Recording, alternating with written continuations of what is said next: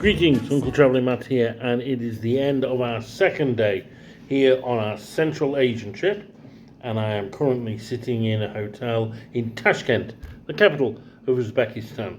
So, what's happened today? Well, woke up on the train, slept much better than the night before, and well, the night before that, where I didn't sleep much at all for those. But as always, when I'm on a train, I sleep, but it's not like a really deep quality sleep. You're kind of in and out of it, and you can hear the train going past. Also, the one we were on, it was an old Soviet train, and there was no aircon. And it is ridiculously hot here at the moment. According to my friend Aziz, it's the hottest day of the year so far, and it's been about 42 degrees.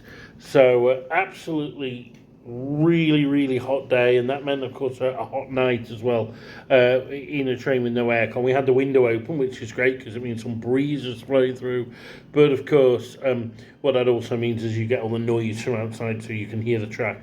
Although I think that's quite comforting. It reminds me of my childhood in the days before welded rails, when you can hear the clickety clack as you're going along, whereas these days trains don't make that noise. It's a shame. It was a good start to the day as well. So we shared our compartment with two Kazakh ladies. One of them came in late last night, was very grumpy because apparently I was on her bunk and wanted me to move. The other one had been really nice and friendly, and she was like, she'd helped set up the beds and everything. She was a really lovely lady. Bakut, I think her name was. And in the morning when I woke up, she was doing breakfast, and so she made tea for us, and then gave us these kind of like, I don't know what they were, a bit like rusks. They were kind of biscuity, but not that sweet. And she was spreading cheese on them, or you could have them without that. And so we had a little breakfast on the train, had a chat with her. Her son, who is 10 years old, or maybe he's 13 years old, I'm not quite sure. He said he was 10 years old, but he's been a Man City fan for 13 years. So I'm not quite sure how that happens, but anyway, he was talking on the phone about how he loves Man City and would like to go to the Etihad one day.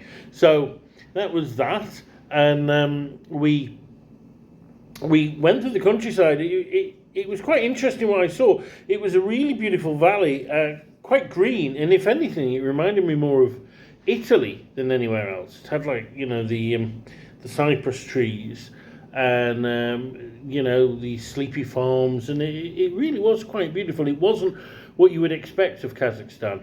A couple of things of note: at some places there was writing on the hillside, massive writing, which is stuff, of course, the communists used to do, and I've also seen in the DPRK. Don't know what it said, but I have got a little bit of it on film, so I'm going to see if I can get that translated. And then the other one, there'd obviously been a crash earlier, because there was a freight train in bits at the side of the track with these like mangled containers and stuff, and there was diggers and people trying to salvage what they could from it. So yeah, there was that. We rolled into Tashkent at 10 o'clock in the morning. Should have been there about 9. So the journey all told was 14 hours, which is a very lengthy journey, but in terms of the old Soviet trains, it's not that long at all. And if you look on a map of Kazakhstan, Almaty and Tashkent are quite close to each other. Tashkent is the third city of Kazakhstan, quite an unremarkable place from the train, very low lying, on some rolling hills. I'd been there before, of course, on my trip 22 years ago. Tom van der Nouden and we went on exactly the same train from Almaty to Tashkent, but what was different this time, they'd rebuilt the whole station. It's got a brand new railway station, and like we did 20 odd years ago, we got a taxi to the border, and I forget the name of the chap. If I can remember it, I'll put it in the chat. But we got Aziz on the phone. He's my Uzbek friend, and we held him down from $50 to $30, and then he took us in his car. But it was quite funny. So at first we headed out of town and then went up a load of like back streets to his house, because he had to feed and water his horse, which I thought was about the most Kazakh thing you can do. And then he was showing us lots of videos of him on his horse, riding and there's some game they play with horses, and so yeah, he's a very horse orientated guy, and that seems to be the macho thing to do in Kazakhstan. He also plays this kind of Kazakh version of Chalga. And so he had that blaring out very loud, and we had a little bit of a dance to it. So that was that. The journey from Tashkent to the border is not all that remarkable. I remember it was being pretty nondescript 20 odd years ago, and it was this time, except that now there's a dual carriageway all the way, and before there wasn't. So yeah, we got to the border, a very busy place. Lots going on, a lot busier than before. When I went before, it was a brand new border essentially, and we just walked over, which we did this time. But there's new buildings and a much greater volume of traffic going through. You know, there was about 15 border like passport control places on each side, whereas at land borders you often only get one or two. But we went through without any problem. And then we're in Uzbekistan, and we met my friend Aziz, and he drove us into Tashkent. So, first of all, who is Aziz? Well, when we came 22 years ago, we did the same journey, and then we got a taxi into Tashkent, and we there was a problem because the hotel that we'd chosen. The taxi driver didn't want to take it to us, and we're like, no, that is the hotel we're going in. He took it to us, and the reason why he didn't want to take us there, it was a shell. It had got burnt down or something. So we were like, okay, right, what do we do? So we're like, okay, well, we were fed up with this taxi driver because he was a bit of a scammer. So we said, take us to the metro, and we went on the metro, and we were going to find a hotel in the centre of town. And what happened? The metro system in Tashkent is one of the Soviet era ones, really beautiful, you know, those kind of palaces of the people thing. So we were in this particular metro station, and I was taking photos, and then this guy, this like Russian guy in a shell suit came up and started pestering me. So I like brushed him away. I'm like, no, can you go away? Turned out he was an undercover cop, and we got arrested. And we got taken into this room, and apparently it's a terrorism offence to take photos of the metro station. It was then, it isn't now apparently. And he wanted to take the films out of our camera and destroy all our holiday photos.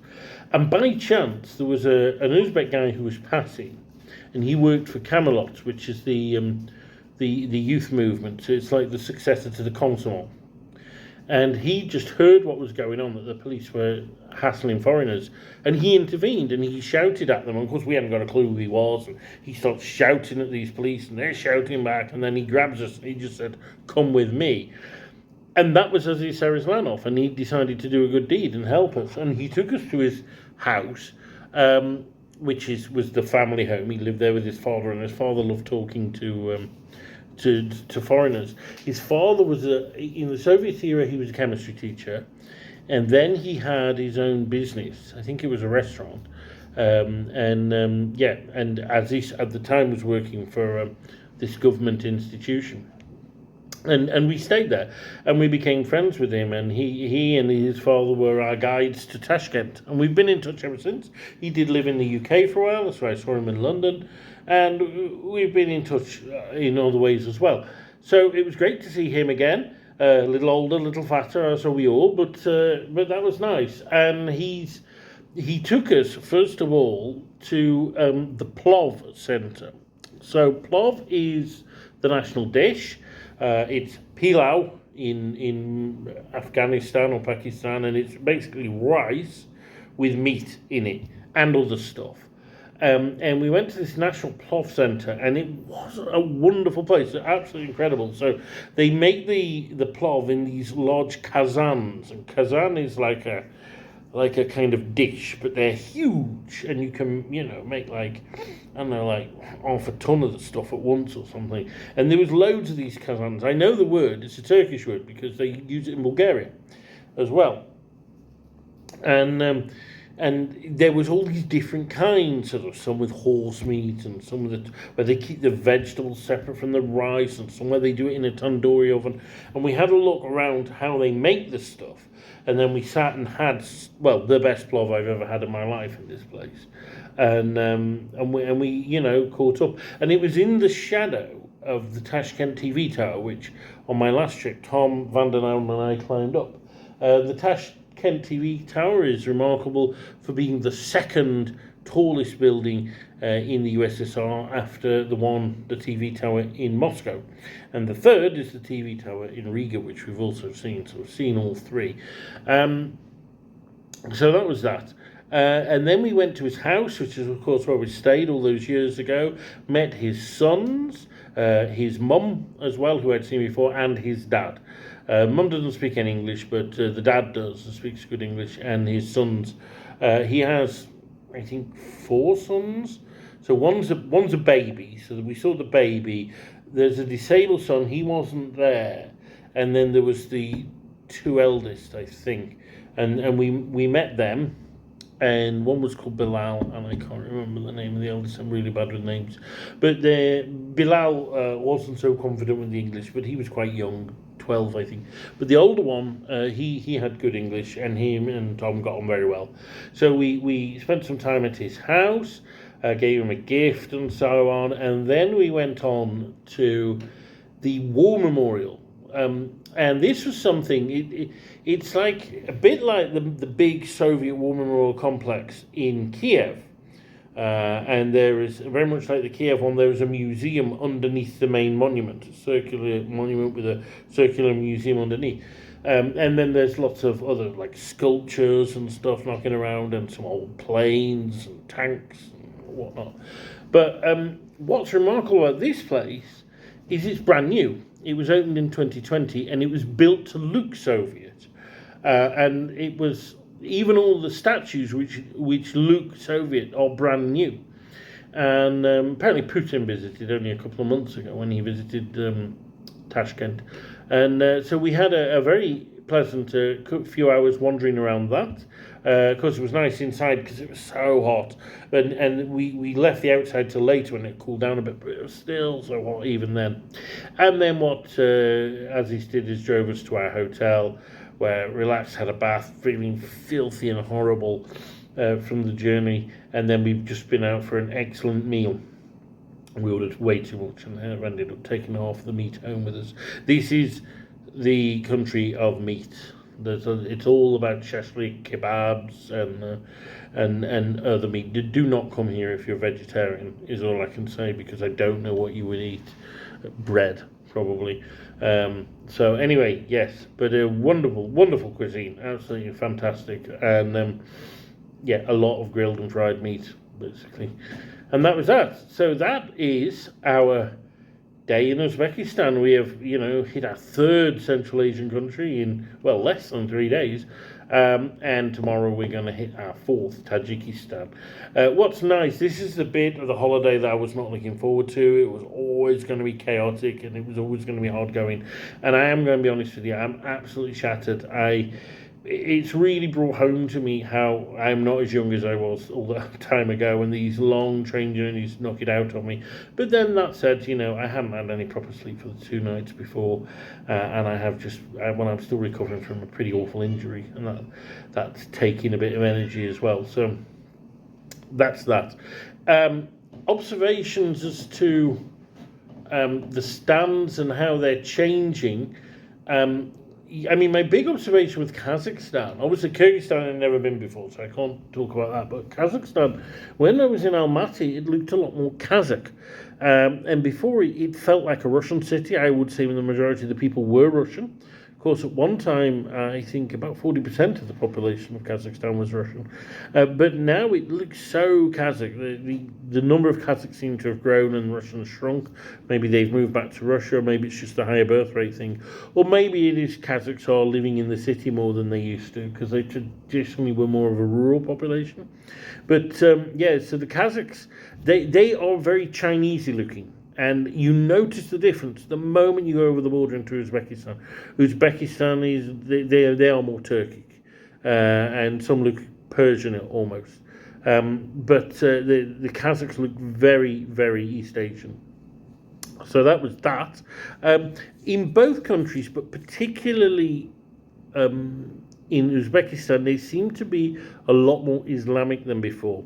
Now, when I went before, I mean, they were both technically Muslim countries, but very, very secular after years of the Soviet Union. Whereas, I didn't see, I think you can count on one hand the amount of girls wearing headscarves, let alone veils. I did see one or two girls in veils, but I haven't seen many. But there's a lot more women wearing headscarves and people who are outwardly pious, and more so in Uzbekistan, it seems, than Kazakhstan.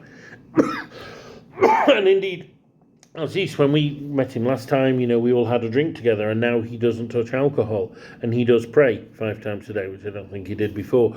And he said that he'd got more religious during lockdown when people were very divorced from society and needed God, and he thinks that that's been the case with Uzbekistan as a whole, which kind of would make sense, I think. But the other thing is that before the president, Islam Karimov, was very, very wary of political Islam, and there were terror attacks around political Islam. Obviously, Afghanistan with the Taliban, not that far away, just to the south. And he, although he was, identified as a Muslim himself and liked his people to do that, he didn't like religious people actually practicing the faith. Whereas I believe the new leader is far more relaxed and liberal, and I actually put that to Aziz, and he said that was the case. The new leader is more liberal in a number of ways, but this is one of them. Also, Tashkent is a much bigger city than it was before. It was about 2.5 million people. It's closer to 4 now. Part of that is there'd been a law in the Soviet time, and they'd continued it through after independence, that you had to be registered where you lived, and you couldn't move city without permission from the police. And the new president got rid of that law, so a lot of people from the countryside have come into the city, because there is quite a high birth rate as well. Aziz has four kids, and I think that's pretty standard. And so the population is going up. But it's much busier with cars and so on. I mean, when I was here last time, virtually every car was a Lada. There are very few now. A lot of Chevrolets. Apparently, they make them in Uzbekistan, and it was a very quiet and green city. I thought it was a very pleasant city, and it's just a lot busier and more crowded now. And they were cutting down a lot of the trees that the Soviets had planted. But apparently there's a law to stop that now. But the air quality is not what it was, and that. And both Aziz and his father lamented the old days a little bit. And I have to say, I thought it was more pleasant before. Although what I will say, it's very clean and well maintained. It's actually particularly after coming from India and Pakistan before, how clean everything is here and ordered is quite noticeable. So those are some of my initial reflections on Uzbekistan. Tomorrow we go to Tajikistan, which is the newest country for me. So Aziz's father is driving us to the border, and then we're going away across, and we're going to go to the city of Khujand, which is in the Fergana Valley. I'll talk about that more later, but the Fergana Valley is a very important place in the region, probably the most important region of Central Asia, and it's split between Uzbekistan, Tajikistan and Kyrgyzstan. They kind of fit like that against each other, and that was a Soviet ploy to stop it becoming particularly influential, and there was fighting there soon after independence. So Khujand is the Tajik part of it. Tajikistan, of course, the poorest country in the region, and that's the main focus of this trip. We're going to spend a week there, so all this mad rushing about, so slow down a bit now, and then we're going to come back to Tashkent and fly to Kyrgyzstan and have a little bit of a trip around Kyrgyzstan at the end. But that's for later. For now, I'm knackered. It's time for bed, although I do quite want to know what's happening with the cricket. World Cup semi-final, so I'll check that out first. Me, Ultra Travelling Man. Good travel.